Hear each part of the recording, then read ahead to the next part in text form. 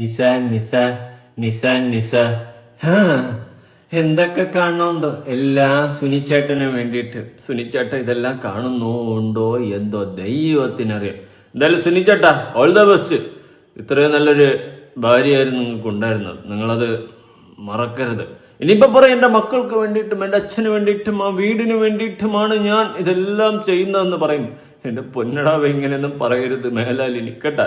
ആ മക്കളെ വളർത്താനും സ്വന്തം വീട് നോക്കാനുമായിട്ടാണെങ്കിൽ നല്ലോണം നല്ല അന്തസ്സായിട്ട് ജീവിക്കാൻ പറ്റും. അങ്ങനെ ജീവിക്കുന്ന സ്ത്രീകളുണ്ട്, പറയരുത് ദയവ് ചെയ്തിട്ട്. ഇതിൻ്റെ ഇടയിൽ ഇനി സഹതാപം കിട്ടാൻ വേണ്ടിയിട്ട് വീണ്ടും വന്നിരുന്ന് വാങ്ങി കരഞ്ഞിളിച്ച് കാണിച്ച് എൻ്റെ കൊച്ചിന് വേണ്ടിയിട്ട് എൻ്റെ ഏപ്പ എന്ന് പറഞ്ഞുകൊണ്ട് അങ്ങോട്ട് ഇറങ്ങും. ഇനിയിപ്പോൾ 2 ദിവസം കൊണ്ട് നിങ്ങൾ നോക്കിക്കോ, ആ കൊച്ചിനെ എടുത്തു വെച്ച് ആ കൊച്ചിനെയും കാണിച്ച് 10 വീഡിയോ ഒക്കെ ചെയ്ത് ആ ഒരു സാധനം അതാണ് ഇനി പിടിക്കാൻ പോകുന്ന ട്രാക്ക്. ഹെണുവിന് എൻ്റെ വീഡിയോ ആണ് നല്ലോണം ചൊറിയല്ലേ, അതുകൊണ്ടല്ലോ പലരെയും വിളിച്ചിട്ട് പറഞ്ഞ മെയിനാ കണ്ട എന്ന് പറയുന്നത്. അറിയും നോമിന്റെ പകിട വെച്ച് നിരത്തി നോക്കുമ്പോൾ രേണു എനിക്കെതിരെ എന്തൊക്കെയാണ് പ്രവർത്തിക്കുന്നതെന്ന് വളരെ വ്യക്തമായിട്ട് നോം അറിയും. നോം അത്രയ്ക്ക് വലിയൊരു സന്യാസിയാ. സത്യട്ടൻ. അല്ലെങ്കിൽ നിങ്ങൾ ആലോചിച്ച് നോക്ക് ഞാൻ ഇതെല്ലാം എങ്ങനെ അറിയുന്നുണ്ടെന്ന്. ഇതെല്ലാം എല്ലാം സുനിച്ചേട്ടന് വേണ്ടിയിട്ടല്ലേ. വീഡിയോ ആദ്യമായി കാണുന്ന ചാനൽ സബ്സ്ക്രൈബ് ചെയ്യാനും വീഡിയോ ലൈക്ക് ചെയ്യാനും ഹൈപ്പ് കൊടുക്കാനും മറക്കണ്ട. ഇനി രേണുവിൻ്റെ ഒരു ഇന്റർവ്യൂവിലോട്ട് പോകാം. അത് കണ്ടാ 10 പറയാതെ പോവാൻ എന്നെ കൊണ്ട് പറ്റത്തില്ല. കാണാം. ഭയങ്കര തിരക്കാണ്, ഓരോ ദിവസവും ഒരുപാട് പ്രോഗ്രാംസ്, ഇനാഗ്രേഷൻസ്. ഏത് നിമിഷം ചേച്ചിക്ക് എന്താണ് തോന്നുന്നത്? സത്യം പറഞ്ഞാൽ ഒരുപാട് ഞാനിങ്ങനെ ചിന്തിക്കാറുണ്ട്. ഞാനൊന്നും അല്ലാതിരുന്ന സമയത്ത്, ഞാൻ ഒന്നുമല്ല, ഇപ്പോഴും ഞാനൊന്നും അല്ലെന്ന് വിശ്വസിക്കുന്നതാണ്. പക്ഷെ എന്നെ പോലെ ഒരാള് ഇനോഗ്രേഷൻ എന്ന് പറഞ്ഞാൽ ഒരാളുടെ എന്താ പറയാ ഒരു ലൈഫാണ് അവർ ആദ്യമായിട്ട് തുടങ്ങുന്നത്.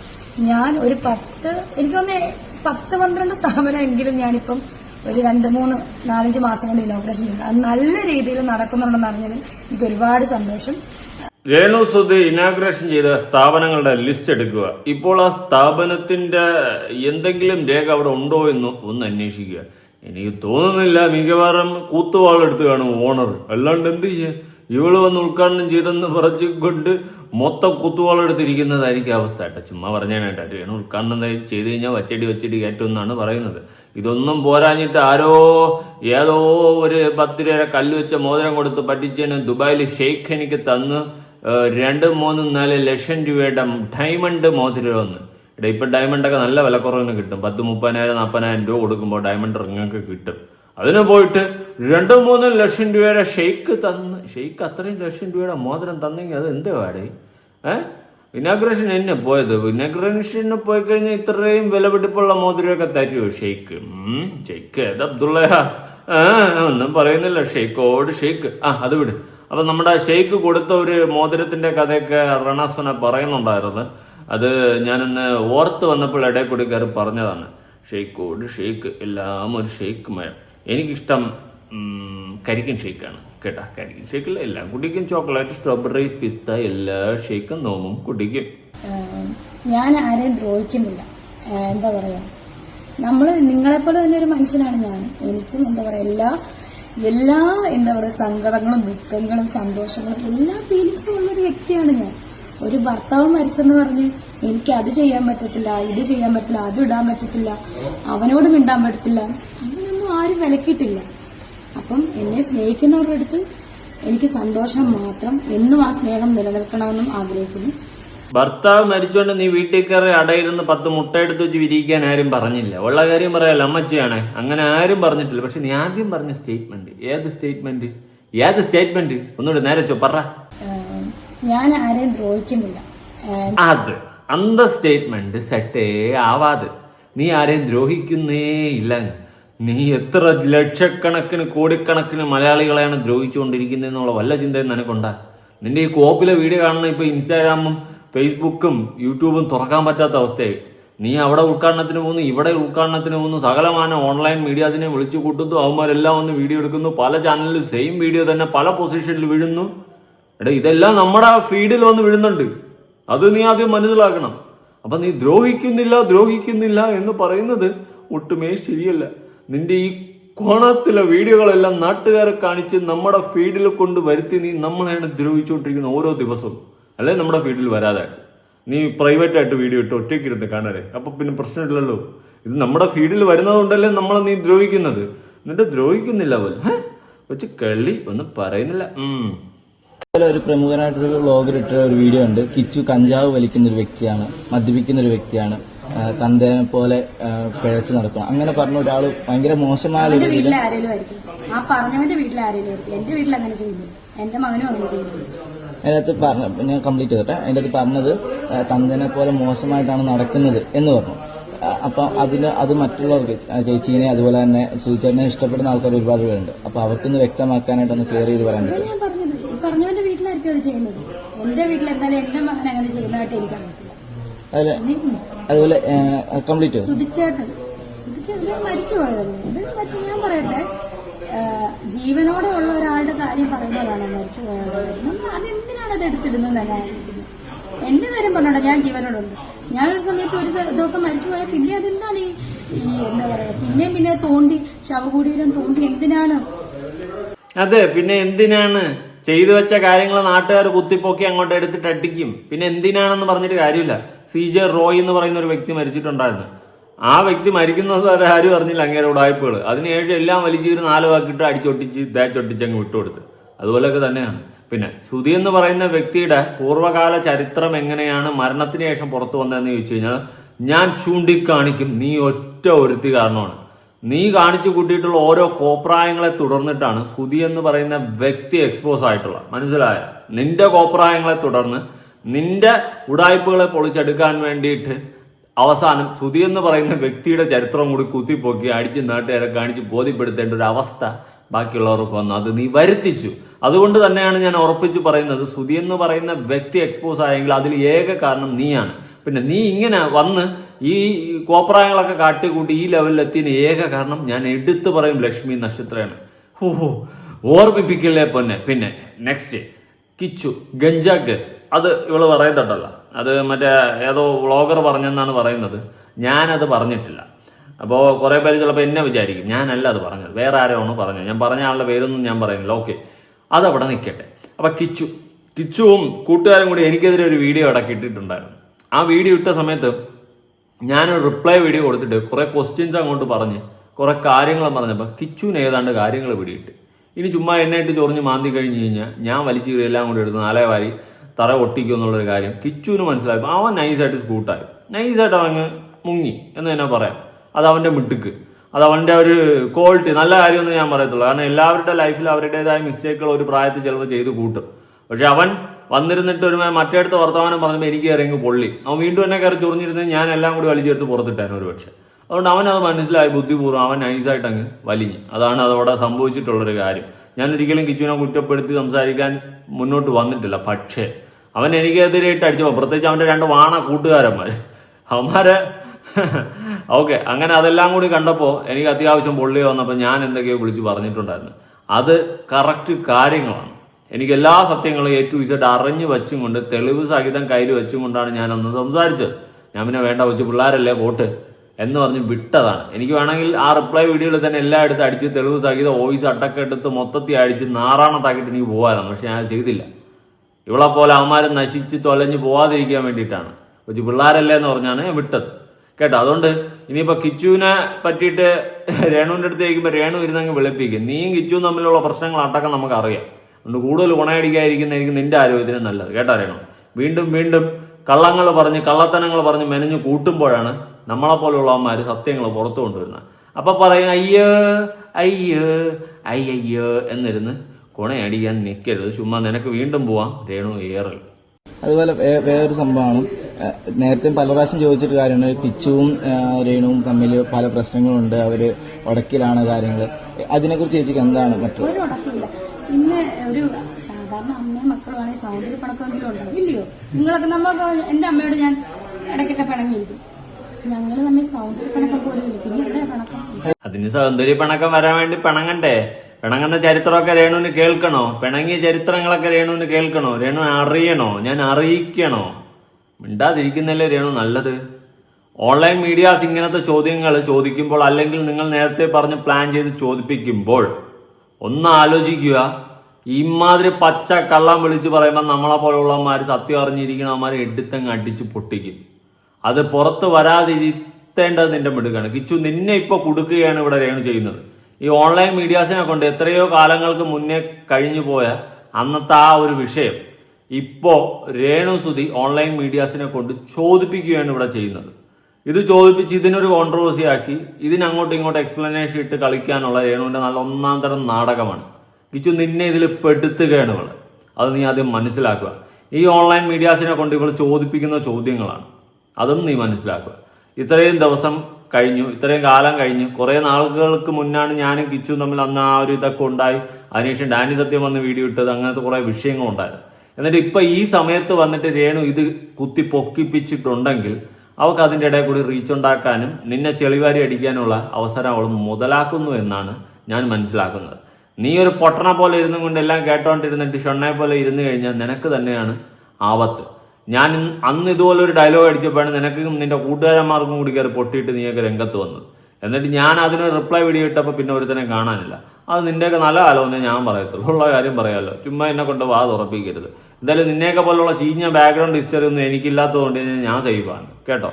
അതുപോലെ വന്നേക്കുന്ന വേറൊരു സംഭവമാണ്, രേണു ഇനിയും ഓവറായിട്ടുള്ള ഇന്റിമേറ്റ് സീനുള്ള ആൽബം ചെയ്യില്ല, അതിനെതിരെ കിച്ചു പ്രതികരിച്ചു എന്നൊക്കെയുള്ള രീതിയിൽ ഒരുപാട് വീഡിയോ കുറെ പേര് പറയുകയും ചെയ്തിട്ടുണ്ട്. ആ പറയുന്നവരുടെ മക്കളായിരിക്കും പ്രതികരിച്ചത്. എനിക്കറിയാം, എന്റെ മകൻ ഇന്ന് വരെ എന്റെ ആൽബത്തിനെ പറ്റിയോ ഞാൻ ചെയ്ത ഒരു വർക്കിനെ പറ്റിയോ ഇന്ന് വരെ ഒന്നും പറഞ്ഞിട്ടില്ല.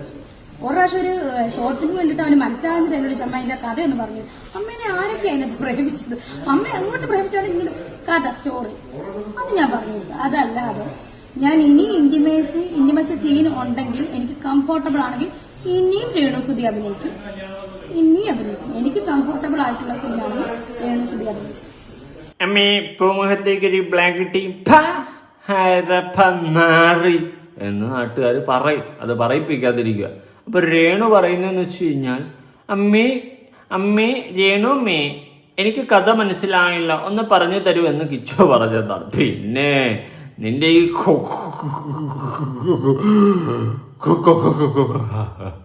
ആൽബവും ഷോർട്ട് ഫിലിമും കണ്ടോണ്ടിരിക്കില്ലല്ലോ അവന്റെ പണി. അത് കാണുന്ന നേരം ഉണ്ടാവും കമന്ന് കിടന്ന് 2 നേരം ഉറങ്ങിയാണ് സത്യം. ഇമാതിരി കൂറ ആൽബം ഷോർട്ട് ഫിലിം ഏതെങ്കിലും മനുഷ്യന്മാർ കാണും? ഇല്ല.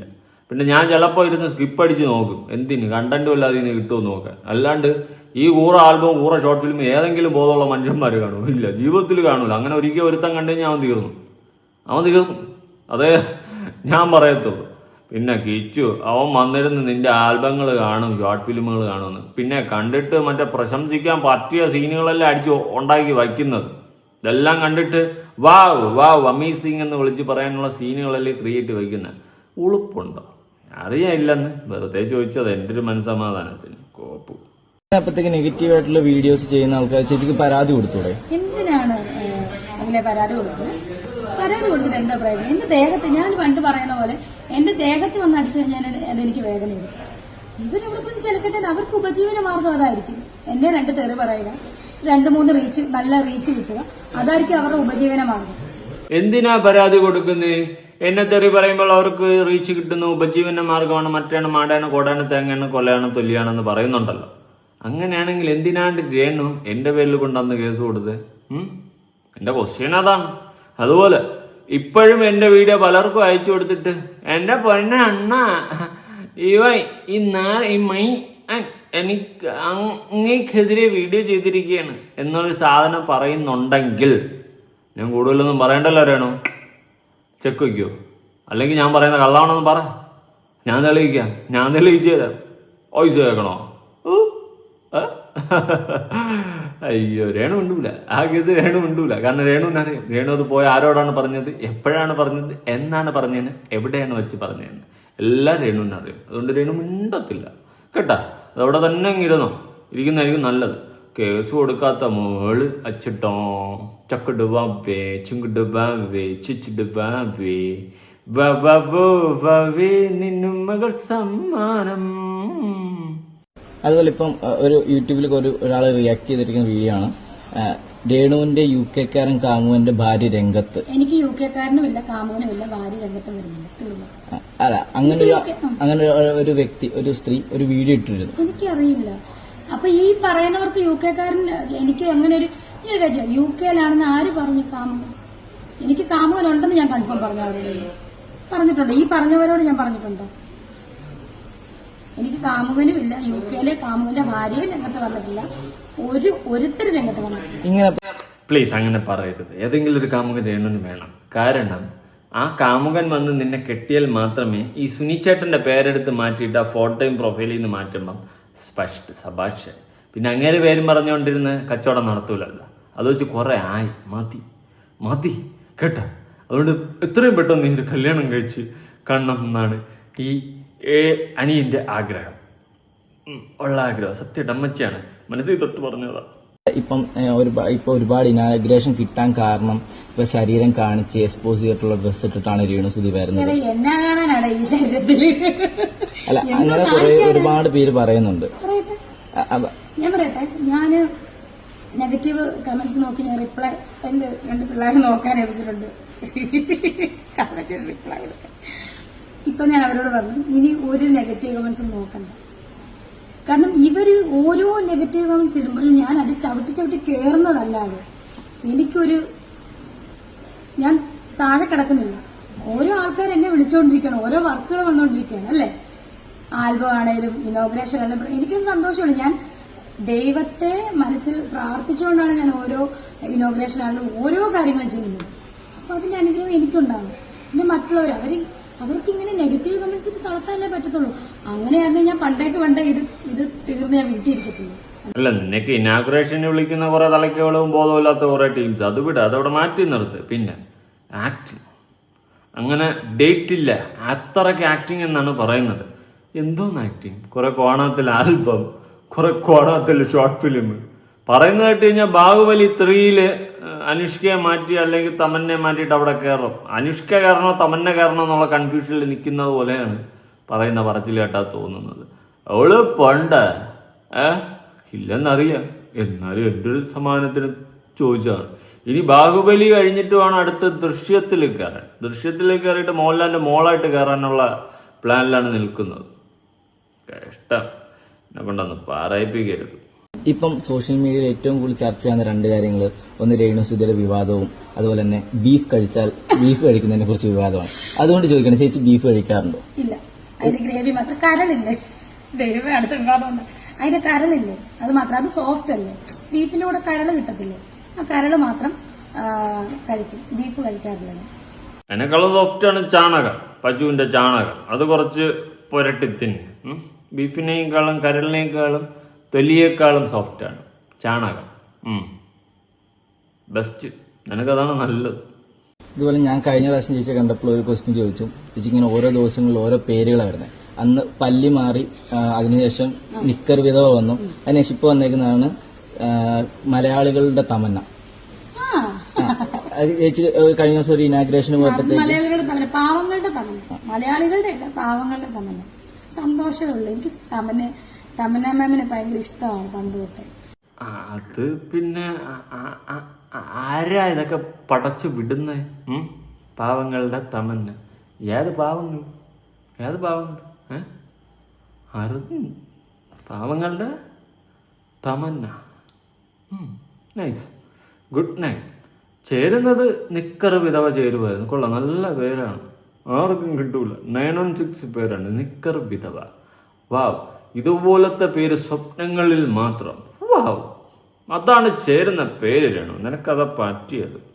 തിരിഞ്ഞു വന്നിട്ട് ഇപ്പോഴും ഞാൻ ഓർക്കുന്ന കാര്യമാണ്.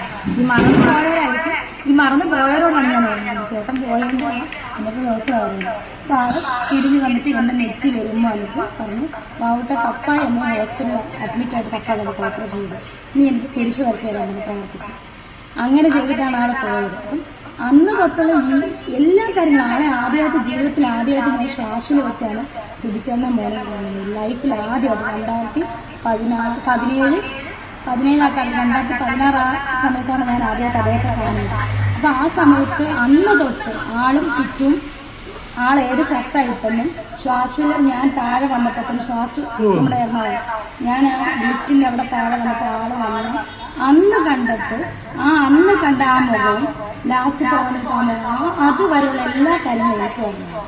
അതെ, നിനക്കെല്ലാം ഓർമ്മ കാണും. അതായിരിക്കും ഒരു ഇന്റർവ്യൂ കഴിഞ്ഞിട്ട് അവിടെ ഇറങ്ങിയിട്ട് പറഞ്ഞത്, അവൻ ഇങ്ങനെ എത്തുന്ന അല്ലെങ്കിൽ നമുക്ക് കിട്ടേണ്ടതും കിട്ടൂല, നമുക്ക് മൊത്തം നഷ്ടമായനെ എന്നുള്ളൊരു കാര്യം. വെള്ളം അടിച്ച് കത്തിരുന്നെങ്കിൽ അതുകൊണ്ട് കൂടുതൽ ഗുണ അടിക്കില്ല രേണു. നീ ഇമാതിരി വന്നിട്ട് തള്ളി നിന്റെ ആ കെട്ടിയോനെ വെച്ച് വിറ്റ് മീൻസ് തട്ടിപ്പോയ സുധിയേട്ടനെ വെച്ച് വിറ്റ് നീ ഇമാതിരി നാടകം കാണിക്കുമ്പോഴാണ് എനിക്ക് ചൊറിഞ്ഞു വരുന്നത്. ഞാൻ അതാണ് എടുത്ത് എക്സ്പോസ് ചെയ്ത് വലിച്ചു റൊട്ടിക്കുന്നത്. പണ്ടേ നീ ഇമാതിരി ചൊറി വർത്തമാനം ഇല്ലാത്ത പച്ച കള്ളവും പറഞ്ഞുകൊണ്ട് വരുന്നതുകൊണ്ടാണ് നിന്നെ നാട്ടുകാരെടുത്തിട്ട് പൊങ്കാലിടുന്നത്.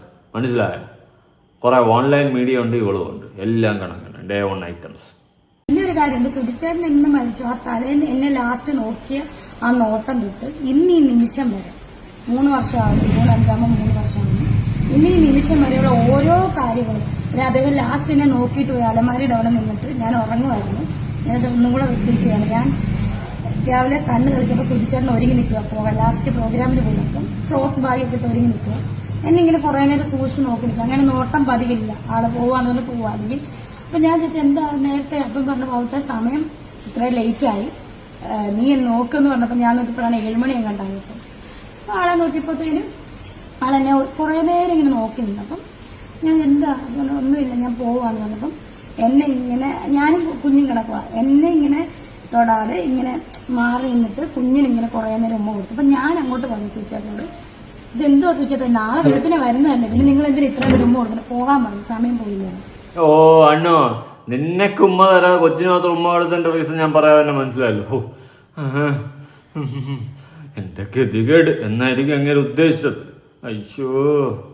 അയ്യോ തള്ളി അങ്ങ് മാറിക്കുക. എന്നാ വീടി തള്ളു തള്ളു തള്ളു തള്ളു തള്ളു രേണുവിന്റെ തള്ളു തള്ളു തള്ളു തള്ളു തള്ളു രേണുവിന്റെ തള്ളു തള്ളു തള്ളു തള്ളു തള്ളു രേണുവിന്റെ തള്ളു തള്ളാരെ മയത്തി തള്ളടേ. ചുമ്മാ അങ്ങ് വായിക്കാത്ത നാക്ക് കിടക്കണമെന്നൊന്ന് തള്ളി അങ്ങ് മറിക്കുക.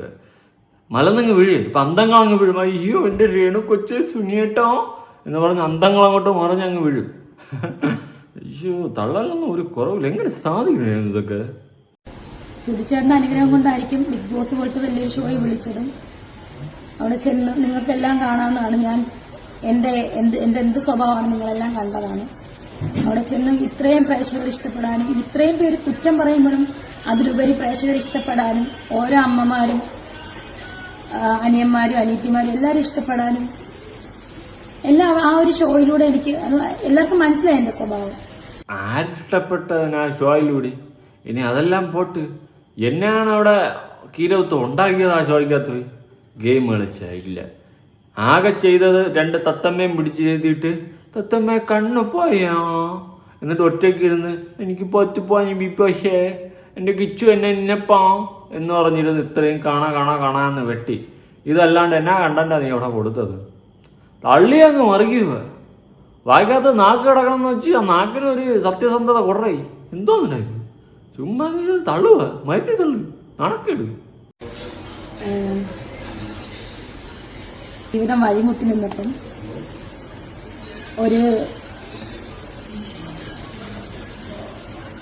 എന്തോ ഒരു ഭാഗ്യം പോലെ ചെറിയ ചെറിയ ആൽബങ്ങളും ചെറിയ കാര്യങ്ങളും നാടകവും നിങ്ങൾക്കറിയാലോ, അങ്ങനെ വന്നതാണ് ഞാൻ. സ്റ്റാർ മാജിക് ജോലി തരാന്ന് പറഞ്ഞിട്ട് പോവാത്ത മോളാണ് ഇപ്പൊ വന്നിരുന്നിട്ട് എങ്ങനെ വന്നവളാണ് ഞാൻ. ഒറ്റയ്ക്ക് വളിവട്ടി വന്ന വളി വെട്ടി. ഞാനൊന്നും പറയണില്ല, എന്നെ കൊണ്ട് വാ തുറപ്പിക്കില്ലേ രേണു. വന്നിരുന്ന് മയത്തിൽ തള്ളു കേട്ടാ. തള്ളുന്നതിലൊരു എത്തിക്സ് കാണിക്കുക, അല്ലെങ്കിൽ ലോജിക്ക് വെക്ക്. അല്ലെങ്കിൽ ഞാൻ വലിച്ചൊരു ജോലി ഒട്ടിച്ച് അങ്ങ് വിടും. എനിക്ക് ഒരു മനസാക്ഷിയും കാണത്തില്ല. ഉള്ള കാര്യം ഞാൻ പറയാം. എനിക്ക് കള്ളം പറയുന്ന ടീംസിനെ കണ്ടാലേ പിടിക്കത്തില്ല, കണ്ണിനെ വരെ പിടിക്കത്തില്ല. എന്തെങ്കിലും ചെയ്തെങ്കിൽ ചെയ്തെന്ന് പറയാം. സത്യസന്ധമായിട്ട് കാര്യങ്ങൾ സംസാരിക്കും. അല്ലാണ്ട് ഇമാതിരി തള്ളുകളി കൊണ്ടിരുന്നാൽ ഞാൻ വലിച്ചു ഒട്ടിച്ചിട്ടുണ്ടെങ്കിൽ ഞാൻ എൻ്റെ പാട് നോക്കിച്ചു പോകും. പപ്പായ്ക്ക് അമ്മയ്ക്ക് സുഖമില്ല, ഞാനാണ് വീട് നോക്കുന്നത്. എനിക്ക് നോക്കിയേ പറ്റത്തുള്ളൂ. എനിക്ക് എന്റെ മക്കളെ പട്ടിണിക്കിടാൻ പറ്റത്തില്ല. ഒന്നാമത്തെ കാര്യം. ഒരു ഭർത്താവ് മരിച്ചെന്ന് പറഞ്ഞ് എന്താ പറയാ, നിനക്ക് നാണം ഉണ്ടോ? എന്റെ മക്കളെ പട്ടിണിക്ക് ഇടാൻ പറ്റത്തില്ലെന്ന് പറഞ്ഞാൽ അപരാധ മറ്റു ഞാൻ കൂടിപ്പോവും. അങ്ങ് മക്കളെ വളർത്താൻ വേണ്ടി ത്യജിച്ചിറങ്ങി തിരിച്ച അമ്മ തിരിഞ്ഞു നോക്കുന്നുണ്ടോ നീ ആ മക്കളെ? നിനക്കറിയാമോ മക്കളെ അവസ്ഥ എന്താണെന്ന്? നിനക്ക് ആ മക്കളെ പറ്റിയിട്ട് എന്തെങ്കിലും ഒരു കൺസേൺ ഉണ്ടോ? മക്കളെ നോക്കാൻ വേണ്ടിയിട്ട് ഞാൻ ഇറങ്ങി തിരിച്ചെന്ന്. മക്കളെ നോക്കാൻ വേണ്ടിയിട്ട് ഓരോ അമ്മമാരെ ഇമാതിരി കോപ്രായങ്ങളല്ല ചെയ്യുന്നത്. എൻ്റെ ഇന്നലത്തെ വീഡിയോയുടെ കമന്റ് ബോക്സ് ചെക്ക് ചെയ്ത് നോക്കി. ഞാൻ ഈ ക്വസ്റ്റ്യൻ ചോദിച്ചപ്പോൾ എത്രയോ സ്ത്രീകൾ പറയുന്നുണ്ട് അവരവരെ മക്കളെ വളർത്തിയ കഷ്ടപ്പാടും ചില മക്കളുമാര് അവരുടെ അമ്മ അവരെ വളർത്തിയ കഷ്ടപ്പാടും ഒക്കെയാണ് എൻ്റെ കമന്റ് ബോക്സിൽ പറയുന്നത്.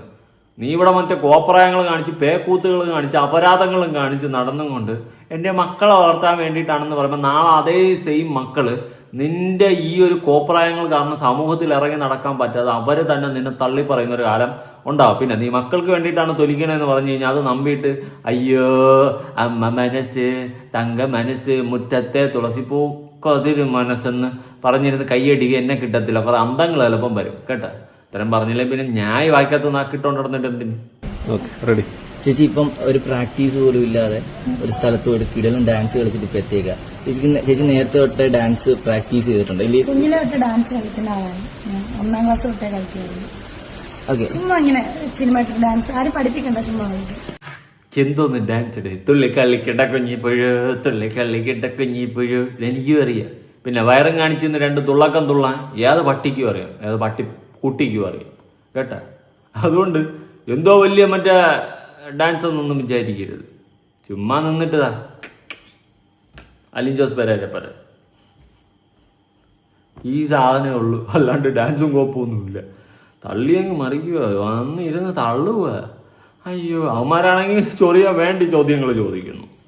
എനിക്ക് എന്താണോ കംഫർട്ടബിൾ അത്. പിന്നെ സാരി എടുത്തിട്ട് പർദ്ദ ഇടണമെന്നൊക്കെ പറഞ്ഞാൽ അത് നടക്കുന്ന കാര്യം. സാരി എടുത്തിട്ട് വയറ് കാണിക്കാതെ ഇവിടെ എല്ലാം സെറ്റപ്പ് നടക്കുന്ന കാര്യമില്ല. എന്റെ കംഫർട്ടബിൾ ആണ് ഞാൻ ചെയ്തത്. ഞാൻ ചോദിക്കട്ടെ, പണ്ടൊക്കെ നമ്മുടെ അപ്പൂപ്പന്മാരുടെ കാലത്ത്, പഴയ കാലത്ത് ഒരു മുണ്ടും ദിവസം കൊണ്ടിരുന്നു അവർ വയറ് കാണത്തില്ല. അവർക്ക് സാരി ഉണ്ടായിരുന്നു. സാരി ഉടുക്കുന്നവരുടെ വയറ് മൂടിയിട്ട് മറ്റേ ഇവിടം വരെ തോർത്ത് പറ്റി പൊതിഞ്ഞുകൊണ്ടാണോ നടക്കുന്നത് എല്ലാവരും? എന്റെ വയറ്, ഞാൻ ഇപ്പോഴും പറയുന്നത് എന്റെ വയറ് കംഫർട്ടബിൾ ആണ് കാണിക്കുക. എനിക്കിഷ്ടമാണ് എന്റെ വയറ്. ഇത് കാണട്ടെ, അതിനകത്ത് ഒരു വൃത്തികേടും ഉണ്ടായിട്ട് എനിക്ക് തോന്നിയിട്ടില്ല.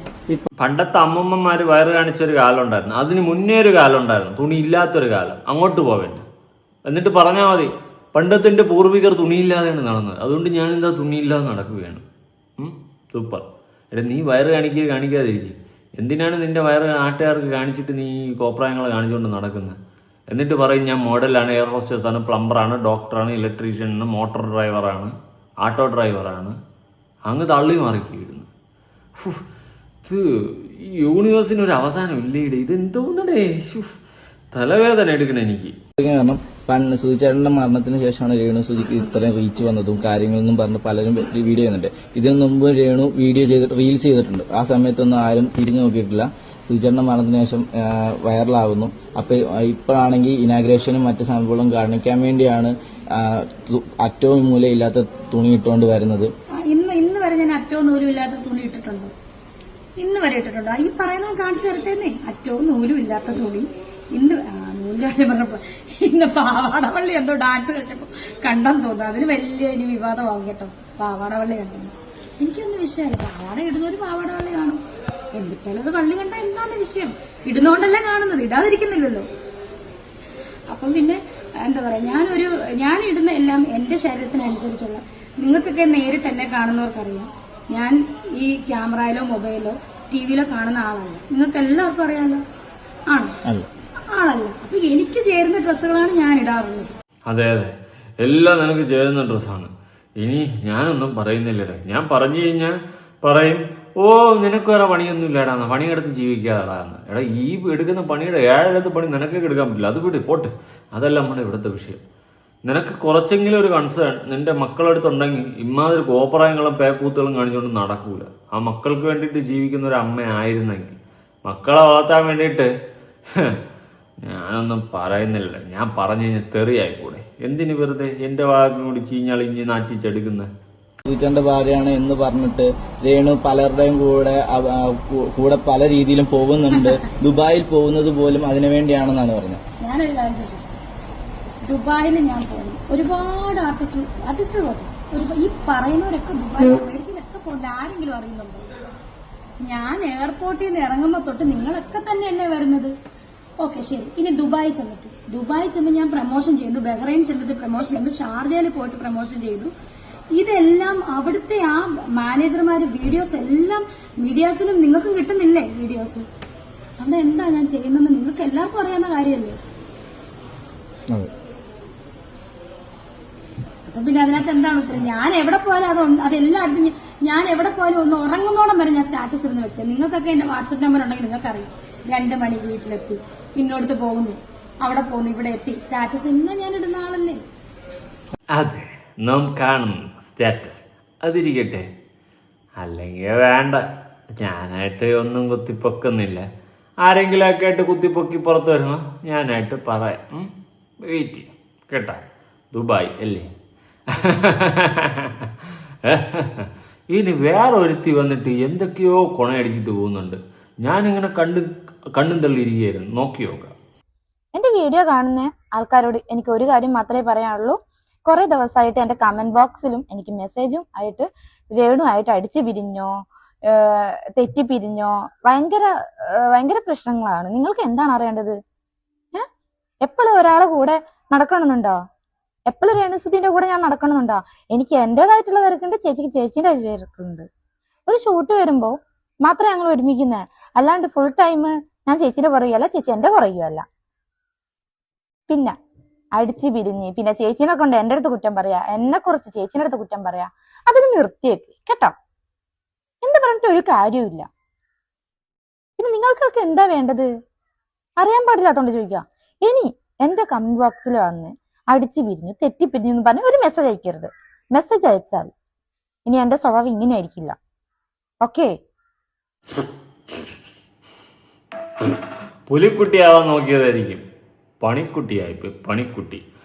അപ്പൊ നമ്മുടെ ചേച്ചി പറഞ്ഞു വന്ന കാര്യം എന്ന് വെച്ച് കഴിഞ്ഞാൽ, രേണുവുമായിട്ട് അടിച്ചു പിഴിഞ്ഞു എന്ന് പറഞ്ഞ് പ്രേക്ഷകരെല്ലാം കൂടി കോരി വാരി ഇവളെ ഇട്ട് അങ്ങോട്ട് ആക്രമിക്കുന്നു എന്നാണ് ലെവള് പറഞ്ഞു വെച്ചത്. ആകെ ഇവളുടെ കമന്റ് ബോക്സിൽ 437 ആണെങ്കിലും ഇവളെ കമന്റ് ബോക്സിൽ അത്രയും 7 കമന്റ് പോലും ഇല്ല. 2 or 3 കമന്റ് ആണ് ഉള്ളത്. ഞാൻ വേണമെങ്കിൽ ഇവിടെ സൈഡ് വീഡിയോ കൊടുക്കാം, നിങ്ങളൊന്ന് കണ്ടു നോക്ക് ഇവളുടെ കമന്റ് ബോക്സിൽ എത്ര വീഡിയോ ഉണ്ടെന്ന്, കമന്റ് ഉണ്ടെന്ന്. ഇതൊക്കെ കണ്ടിട്ടാണ് നോ കമന്റ്സ്, ചിലതിൽ നോ കമന്റ്. ഇതൊക്കെ കണ്ടിട്ടാണ് ഇവള് പറയുന്നത് ഇവളുടെ കമന്റ് ബോക്സിൽ വന്നിട്ട് ആൾക്കാർ കിടന്നങ്ങോട്ട് തുള്ളിച്ചാടണമെന്ന്.